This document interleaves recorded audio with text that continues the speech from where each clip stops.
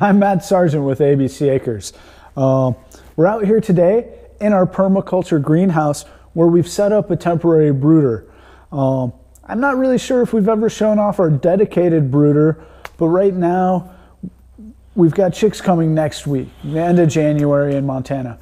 Our brooder is in our barn, which isn't heated. And yeah, we could put some heat lamps in there to provide the chicks the warmth that they need, but our big concern was keeping the water warm. Not necessarily from freezing, we can use plug-in waterers for that, but cold water can lead to pasty butt, which is no fun to deal with. I don't know about you, but I do not like cleaning pasty poop off of little baby chicks, and it can kill them. So we're thinking, well, what do we do to make sure that they always have warm water? Why not use our greenhouse?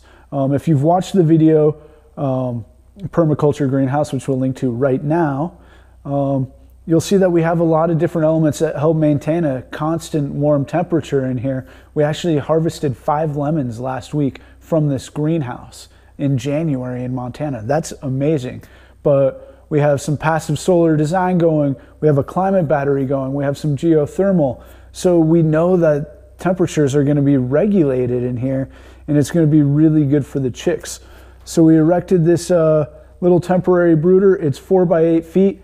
I've removed the 4th wall, which is something you're not supposed to do in theater, but just so you can see the brooder and how we set it up, I've removed it.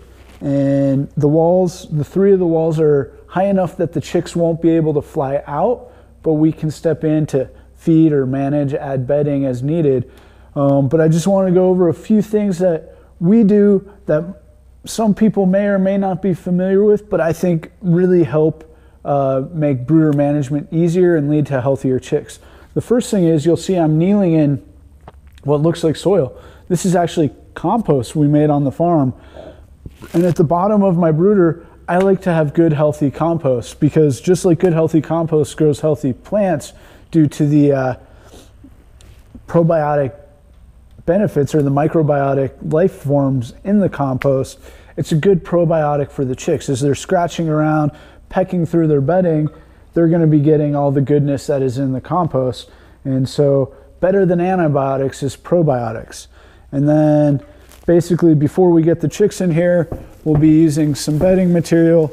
I'm putting, a 1/4 inch layer of this, and we utilize a deep bedding situation. So as the chicks are in here daily, as we're checking on them, we're going to be adding more and more bedding, and there's a good chance by the time they're ready to graduate to the aviary, head out and live in the coops, that this will have come up a foot or so. And then we'll take all that and compost it. And the combination of compost, the wood chips bedding, the carbonaceous material, and the nitrogenous material of the manure is going to make for some stellar compost. So we're not really wasting compost, we're just growing more compost. And then the other thing that we do in the brooder that makes things are a little bit different than what most people use is we have this frame with hardware cloth on it that we put over a catch basin, a rubber water bowl. And when we have the chicks in here, we'll be putting their water right in the center here, so those messy little buggers aren't spilling their water in their bedding and getting it wet and creating unsanitary conditions for them. That's a little trick I learned from our friend Justin Rhodes with Abundant Permaculture, who visited us on the Great American Farm Tour. There's probably another link to that right now. But yeah, that's kind of our brooder management. We will have heat lamps over here, and we'll be monitoring the temperature to make sure that it's an ideal temperature for the chicks. But that is our temporary brooder. As always, thanks for joining us. If you have any questions or comments, we always love to hear from you. And until next time, happy growing.